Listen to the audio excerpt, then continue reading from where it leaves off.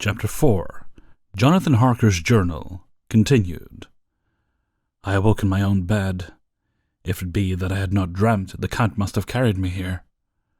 I tried to satisfy myself on the subject, but could not arrive at any unquestionable result.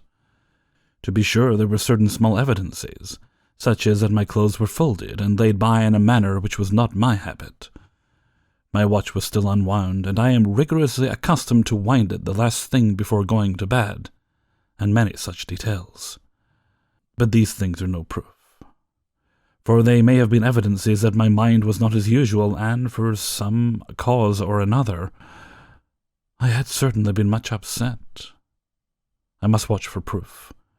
Of one thing I am glad. If it was that the Count carried me here and undressed me, he must have been hurried in his task, for my pockets are intact. I am sure this diary would have been a mystery to him which he would not have brooked. He would have taken or destroyed it.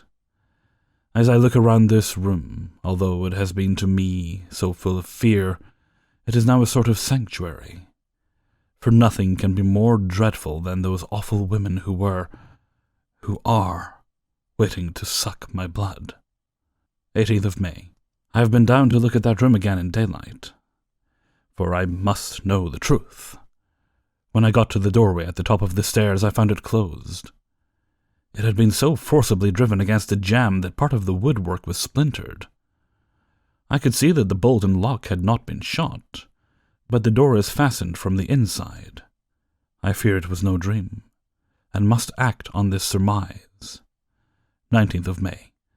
I am surely in the toils. Last night the Count asked me in the suavest of tones to write 3 letters, one saying that my work here was nearly done, and that I should start for home within a few days, another that I was starting on the next morning from the time of the letter, and the third that I had left the castle and arrived at Bistritz. I would fain have rebelled, but felt that in the present state of things it would be madness to quarrel openly with the Count, whilst I am so absolutely in his power, and to refuse would be to excite his suspicion and to arouse his anger. He knows that I know too much, and that I must not live, lest I be dangerous to him. My only chance is to prolong my opportunities. Something may occur which will give me a chance to escape. I saw in his eyes something of that gathering wrath which was manifest when he hurled that fair woman from him. He explained to me that posts were very few and uncertain, and that my writing now would ensure ease of mind to my friends, and he assured me with so much impressiveness that he would countermand the later letters, which would be held over at Bistritz until due time, in case chance would admit of my prolonging my stay. That to oppose him would have been to create new suspicion. I therefore pretended to fall in his views, and asked him what dates I should put on the letters.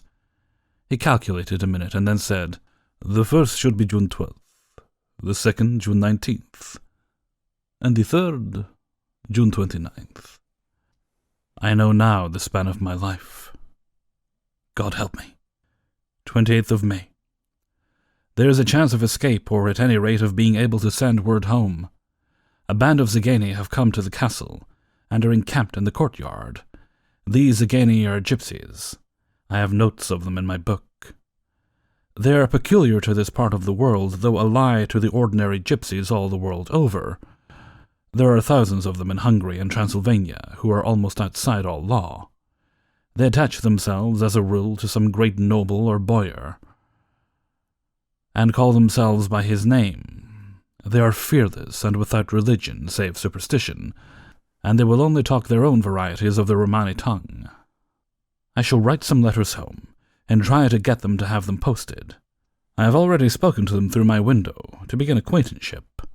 They took off their hats and made obeisance and many signs, which, however, I could not understand any more than I could their spoken language. I have written the letters. Mina's is in shorthand, and I simply ask Mr. Hawkins to communicate with her. To her I have explained my situation, but without the horrors which I may only surmise. It would shock her and frighten her to death were I to expose my heart to her.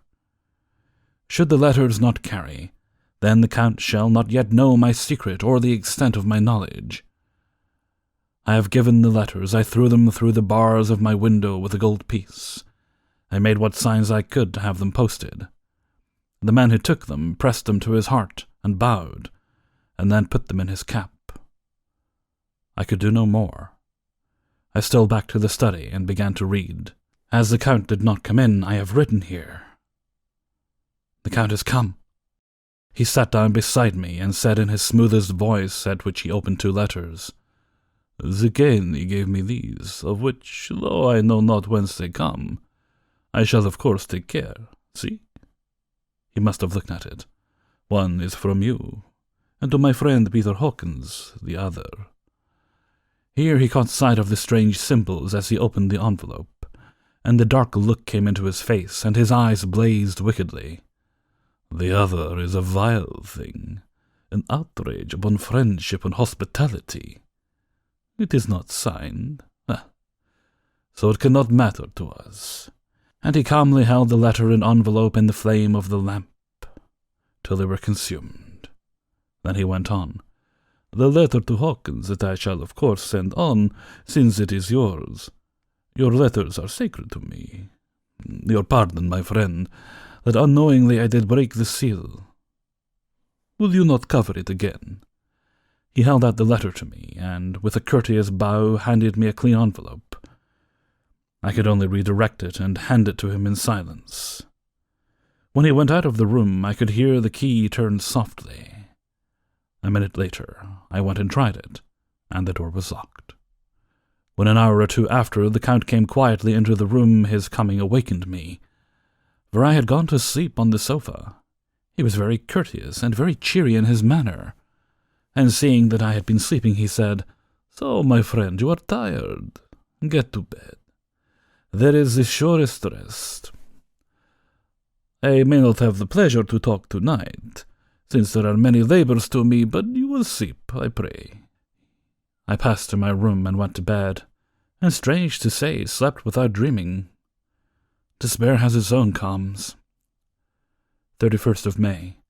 This morning when I woke, I thought I would provide myself with some paper and envelopes from my bag and keep them in my pocket, so that I might write in case I should get opportunity. But again a surprise, again a shock. Every scrap of paper was gone, and with it all my notes.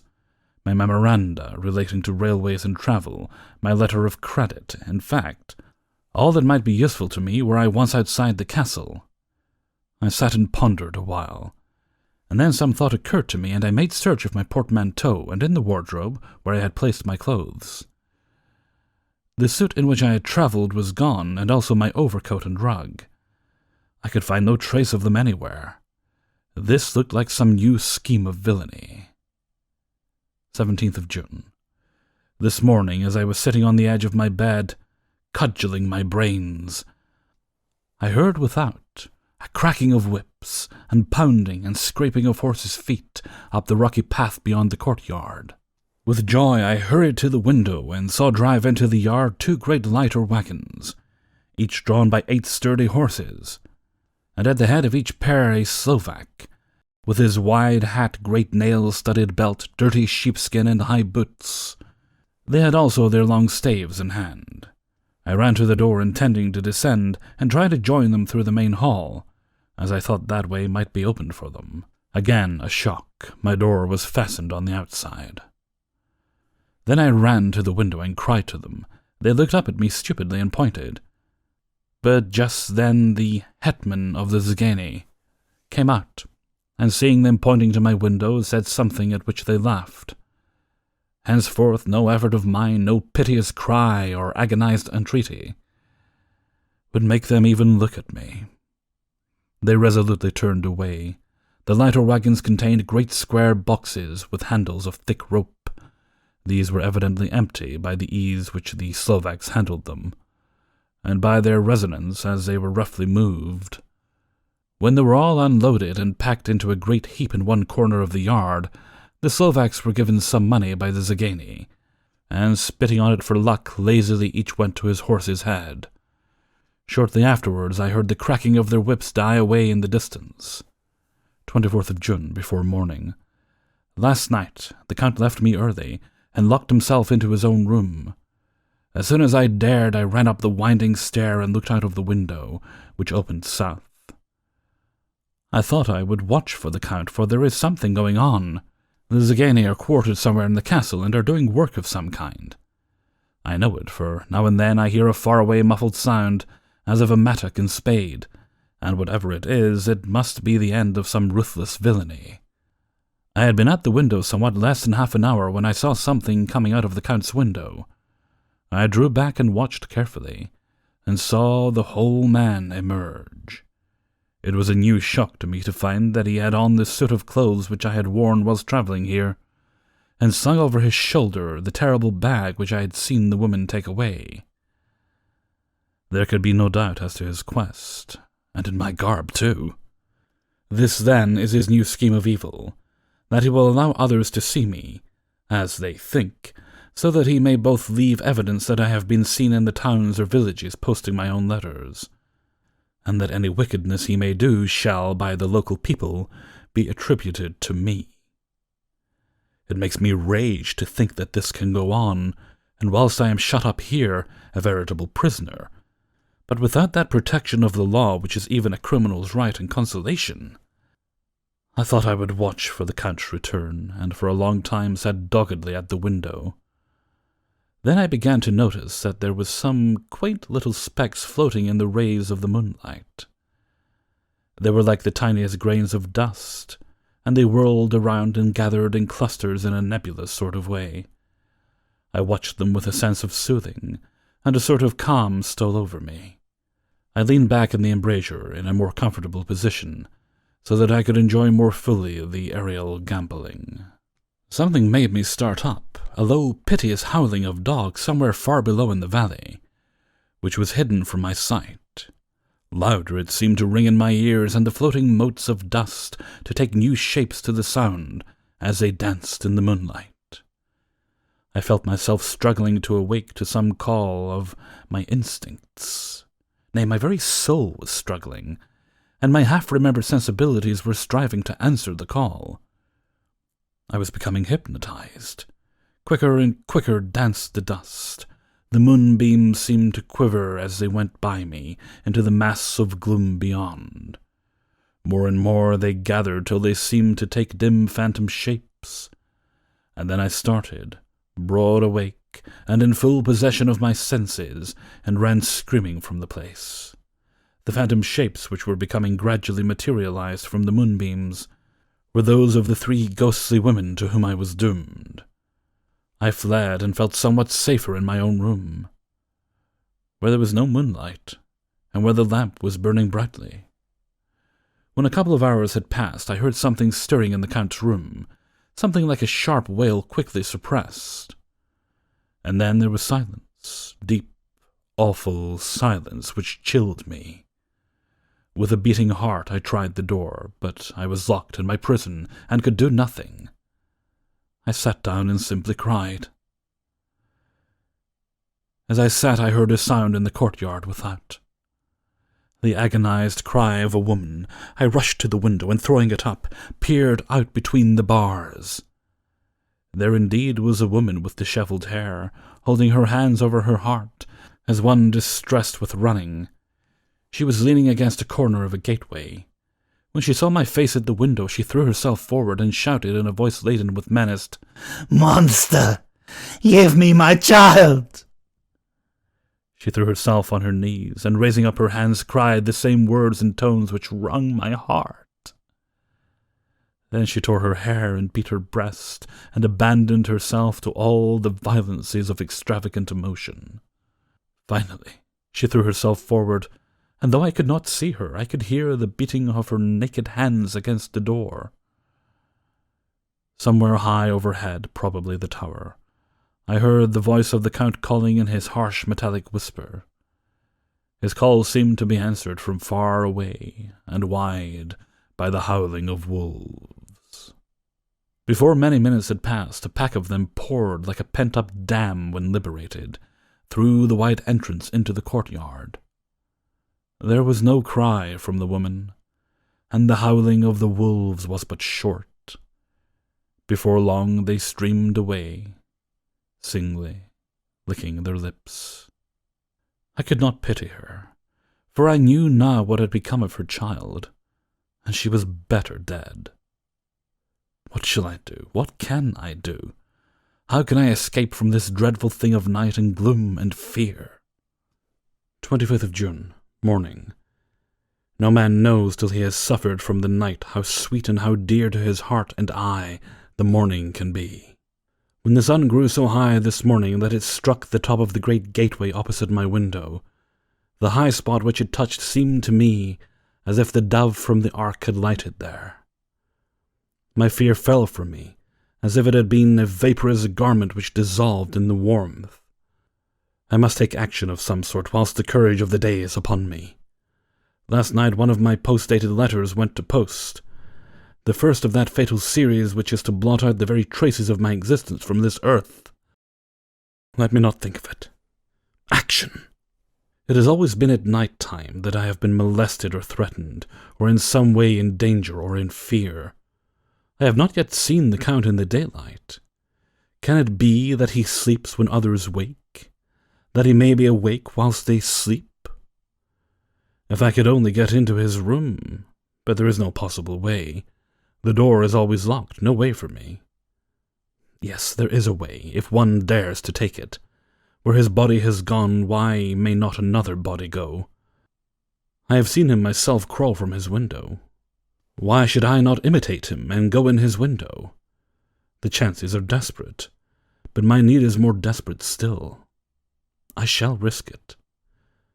At the worst, it can only be death, and a man's death is not a calf's, and the dreaded hereafter may still be open to me.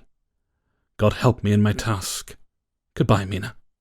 If I fail, goodbye, my faithful friend and second father. Goodbye, all, and last of all, Mina. Same day, later. I have made the effort, and God helping me, have come safely back to this room. I must put down every detail in order. I went whilst my courage was fresh straight to the window on the south side, and at once got outside on the narrow ledge of stone which runs around the building on this side. The stones are big and roughly cut, and the mortar has, by process of time, been washed away between them. I took off my boots and ventured out on the desperate way. I looked down once so as to make sure that a sudden glimpse of the awful death would not overcome me, and after that kept my eyes from it. I knew pretty well the direction and distance of the Count's window, and made for it as well as I could. Having regard to the opportunities available, I did not feel dizzy. I suppose I was too excited, and the time seemed ridiculously short till I found myself standing on the window-sill and trying to raise up the sash. I was filled with agitation, however, when I bent down and slid feet foremost in through the window. Then I looked around for the Count, but with a surprise and gladness made a discovery. The room was empty. It was barely furnished with odd things, which seemed to have never been used. The furniture was something in the same style as that in the south rooms, and was covered with dust. I looked for the key, but it was not in the lock, and I could not find it anywhere. The only thing I found was a great heap of gold in one corner, gold of all kinds, Roman and British and Austrian and Hungarian and Greek and Turkish money, covered with a film of dust, as though it had lain long in the ground. None of it that I noticed was less than 300 years old. There were also chains and ornaments, some jeweled, but all of them old and stained. At one corner of the room was a heavy door. I tried it, for since I could not find the key of the room or the key for the outer door, which was the main object of my search, I must make further examination, or all my efforts would be in vain. It was open, and led through a stone passage to a circular stairway, which went steeply down. I descended, minding carefully where I went, for the stairs were dark, being only lit by loopholes in the heavy masonry. At the bottom there was a dark tunnel-like passage, through which came a deathly, sickly odor, the odor of old earth newly turned. As I went through the passage, the smell grew closer and heavier. At last I pulled open a heavy door which stood ajar, and found myself in an old, ruined chapel, which had evidently been used as a graveyard. The roof was broken, and in two places were steps leading to vaults, but the ground had recently been dug over, and the earth placed in great wooden boxes, manifestly those which had been brought by the Slovaks. There was nobody about, and I made search for any further outlet, but there was none. Then I went over every inch of the ground, so as not to lose a chance. I went down even into the vaults where the dim lights struggled, although to do so was a dread to my very soul. Into 2 of these I went, but saw nothing except fragments of old coffins and piles of dust. In the 3rd, however, I made a discovery. There in one of the great boxes, of which there were 50 in all, on a pile of newly dug earth, lay the Count. He was either dead or asleep, I could not say which, for the eyes were open and stony, but without the glassiness of death, and the cheeks had the warmth of life through all their pallor. The lips were red as ever, but there was no sign of movement, no pulse, no breath, no beating of the heart. I bent over him and tried to find any sign of life, but in vain. He could not have lain there long, for the earthy smell would have passed away in a few hours. By the side of the box was his cover, pierced with holes here and there. I thought he might have the keys on him, but when I went to search, I saw the dead eyes, and in them, dead though they were, such a look of hate, though unconscious of me or my presence, that I fled from the place, and leaving the Count's room by the window, crawled again up the castle wall. Regaining my room, I threw myself panting upon the bed and tried to think. 29th of June. Today is the date of my last letter, and the Count has taken steps to prove that it was genuine. For again I saw him leave the castle by the same window, and in my clothes. As he went down the wall, lizard fashion, I wished I had a gun or some lethal weapon that I might destroy him.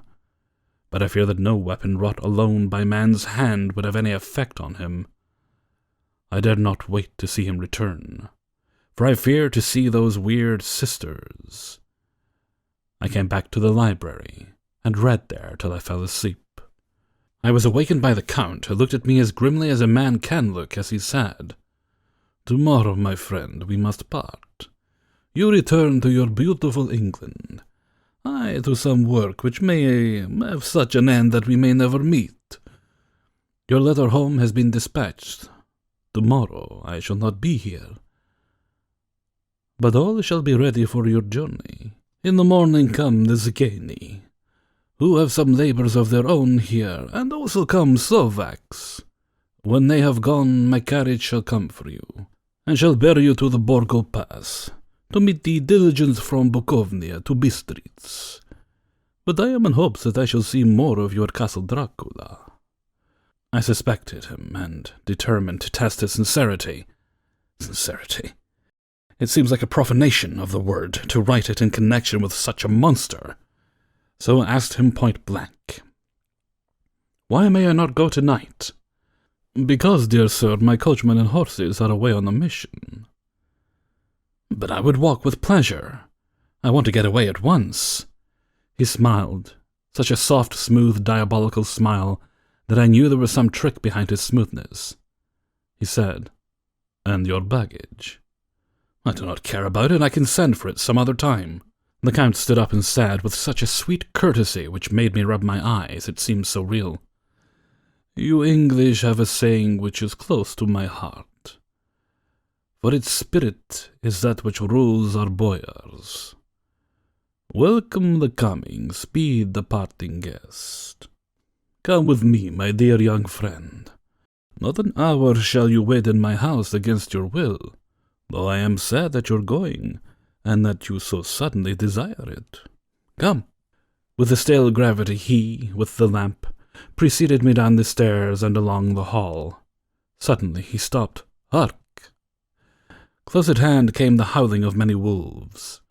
It was almost as if the sound sprang up at the rising of his hand, just as the music of a great orchestra seems to leap under the baton of the conductor. After a pause of a moment, he proceeded in his stately way to the door, drew back the ponderous bolts, unhooked the heavy chains, and began to draw it open. To my intense astonishment, I saw that it was unlocked. Suspiciously, I looked all around, but could see no key of any kind. As the door began to open, the howling of the wolves without grew louder and angrier, their red jaws with champing teeth, and their blunt-clawed feet as they leaped came in through the opening door. I knew then that to struggle at the moment against the Count was useless. With such allies as these at his command, I could do nothing. But still the door continued slowly to open, and only the Count's body stood in the gap. Suddenly it struck me that this might be the moment and means of my doom. I was to be given to the wolves, and at my own instigation. There was a diabolical wickedness in the idea great enough for the Count, and as a last chance I cried out, "Shut the door! I shall wait till morning!" and covered my face with my hands to hide my tears of bitter disappointment. With one sweep of his powerful arm, the Count threw the door shut, and the great bolts clanged and echoed through the hall as they shot back into their places. In silence we returned to the library, and after a minute or two I went to my own room. The last I saw of Count Dracula was his kissing his hand to me with a red light of triumph in his eyes, and with a smile that Judas in hell might be proud of. When I was in my room and about to lie down, I thought I heard a whispering at my door. I went to it softly and listened. Unless my ears deceived me, I heard the voice of the Count. "Back, back to your own place. Your time is not yet come. Wait, have patience. Tonight is mine. Tomorrow night is yours." There was a low, sweet ripple of laughter, and in a rage I threw open the door, and saw without the 3 terrible women licking their lips. As I appeared, they all joined in a horrible laugh and ran away. I came back to my room and threw myself to my knees. It is then so near the end. Tomorrow, Lord, help me, and to those whom I am dear. 30th of June, morning. These may be the last words I ever write in this diary. I slept till just before dawn, and when I awoke threw myself on my knees, for I determined that if death came, he should find me ready. At last I felt that subtle change in the air, and knew that the morning had come. Then came the welcome cock-crow, and I felt that I was safe. With a glad heart I opened my door and ran down to the hall. I had seen that the door was unlocked, and no escape was before me. With hands that trembled with eagerness, I unhooked the chains and drew back the massive bolts. But the door would not move. Despair seized me. I pulled and pulled at the door, and shook it till, massive as it was, it rattled in its casement. I could see the bolt shot. It had been locked after I left the Count. Then a wild desire took me to obtain that key at any risk, and I determined then and there to scale the wall again and gain the Count's room. He might kill me, but death now seemed the happier choice of evils.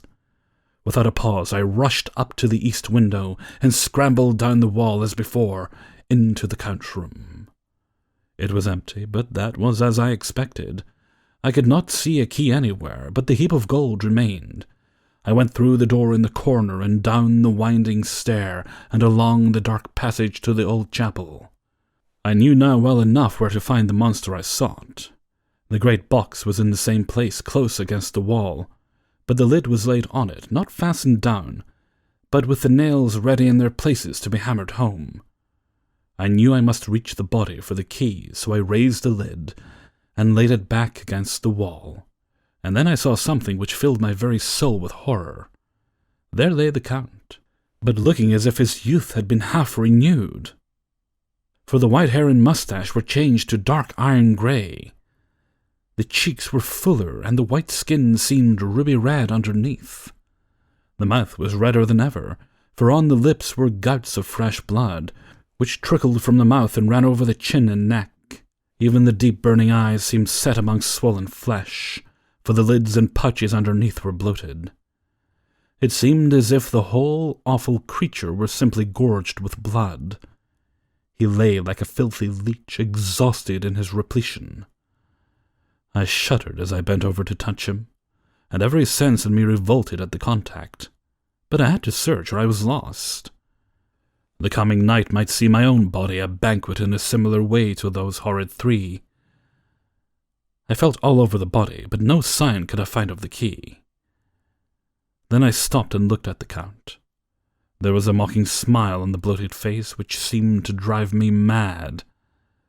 This was the being I was helping transfer to London, where perhaps for centuries to come he might, amongst its teeming millions, satiate his lust for blood and create a new and ever-widening circle of semi-demons to batten the helpless. The very thought drove me mad. A terrible desire came upon me to rid the world of such a monster. There was no lethal weapon at hand, but I seized a shovel, which the workmen had been using to fill the cases, and lifting it high, struck with the edge downward at the hateful face. But as I did so, the head turned, and the eyes fell full upon me with all their blaze of basilisk horror. The sight seemed to paralyze me, and the shovel turned in my hand and glanced from the face, merely making a deep gash above the forehead. The shovel fell from my hand across the box, and as I pulled it away, the flange of the blade caught the edge of the lid, which fell over again, and hid the horrid thing from my sight.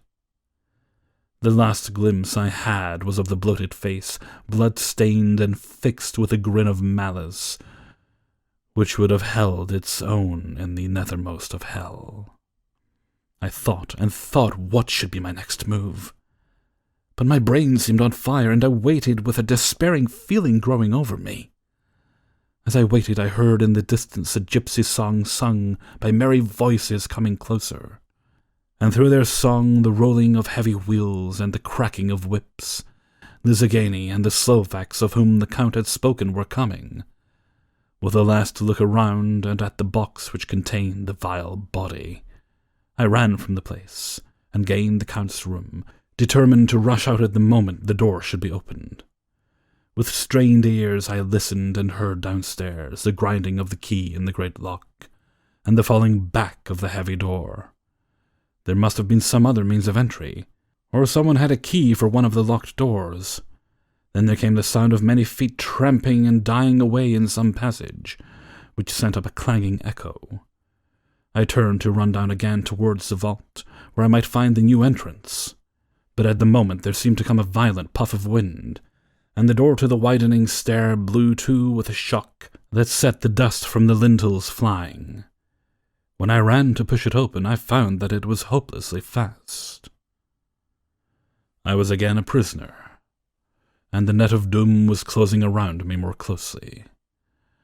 As I write, there is in the passage below a sound of many tramping feet, and the crash of weights being set down heavily. Doubtless the boxes with their freight of earth. There is a sound of hammering. It is the box being nailed down.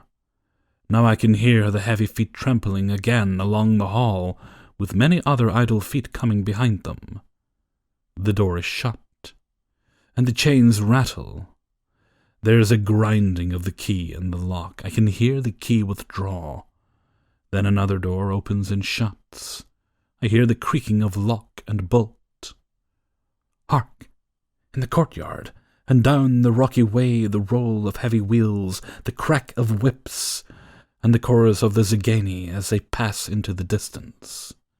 I am alone in the castle with those awful women. Ah! Mina is a woman, and there is naught in common. They are devils of the pit. I shall not remain alone with them. I shall try to scale the castle wall farther than I have ever attempted. I shall take some of the gold with me, lest I want it later.